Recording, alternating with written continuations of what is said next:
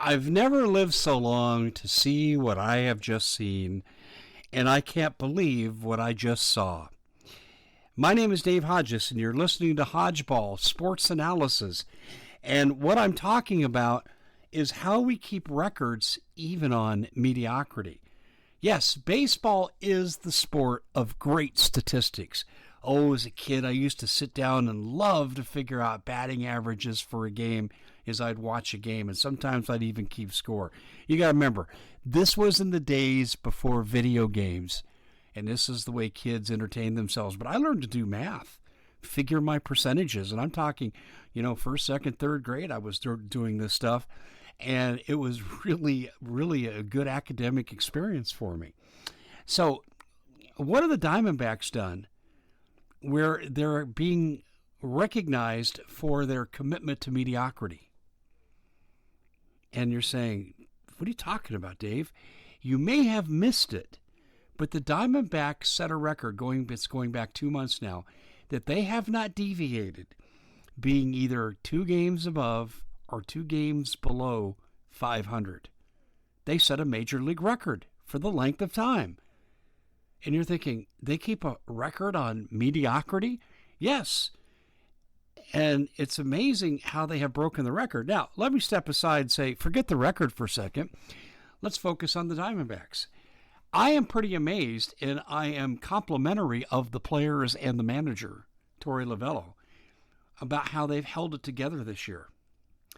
They've had a fire sale. Their best player is gone, including Paul Goldschmidt, who should have retired a Diamondback, retired as the face of the program, and the fans they've stayed away in droves over that trade, of which they got very little back in return with regard to talent. And to make matters worse, you had a pitcher in Greinke who was having an all-star year. He made the all-star team. He was having a terrific year. And they traded him at the trade deadline. And yet the Diamondbacks are still only 4 games out of a wild card playoff position. You see, since the Diamondbacks were basically stolen from Jerry Colangelo by a set of owners that Colangelo brought in, Colangelo was the man that built the Diamondbacks into the powerhouse that was an annual playoff team, won the World Series in 2001, and then disaster struck for the fan. And Ken Kendrick, who really by all accounts is really a nice man, he's good in the community, but he has a commitment to mediocrity. The Diamondbacks, since Colangelo was stripped and basically dethroned, they have not been in the playoffs 2 straight years. They make the playoffs an average of about every 3 or 4 years. And they'll never do anything to maintain. They've had great players that have got them through a stretch. They make the playoffs, and then, we can't afford to re-sign those players. Yet someone else does. J.D. Martinez, great example. He had a record-setting second half of the season when the Diamondbacks acquired him. They make the playoffs. They defeat the Rockies. They lose to the Dodgers, who had just a terrific team, went on to the World Series. And then they let J.D. Martinez go. We can't afford to re-sign him. Might cost $22 million a year.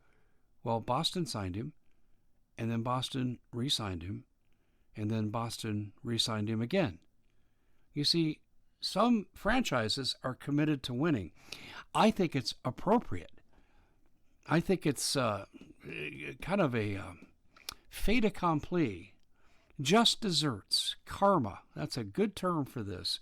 It's the Diamondbacks' karma that they would set a Major League Baseball record for mediocrity, given their owner's commitment to mediocrity and how he builds and dismantles his own teams.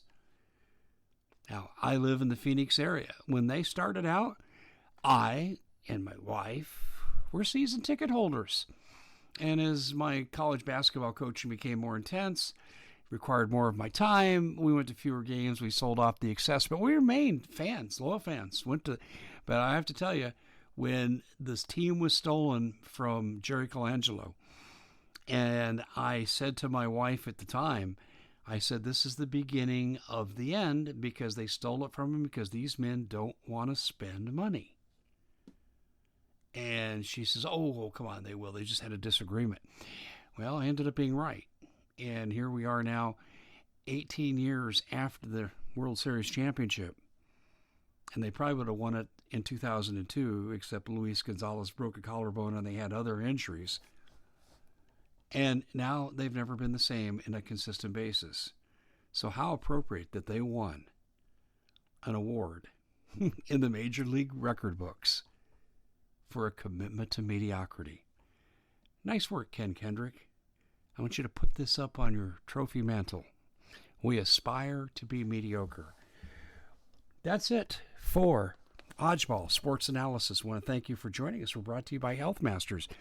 Can't go out there on the golf course, can't go on the tennis court unless you're healthy. Healthmasters will get you there. They've helped me with injuries, and you don't need to have an acute or chronic condition. They're really, really good at helping people just maintain. Go to healthmasters.com and use the coupon code 5 to take 5% off. We'll see you back here next time. Thanks for joining us.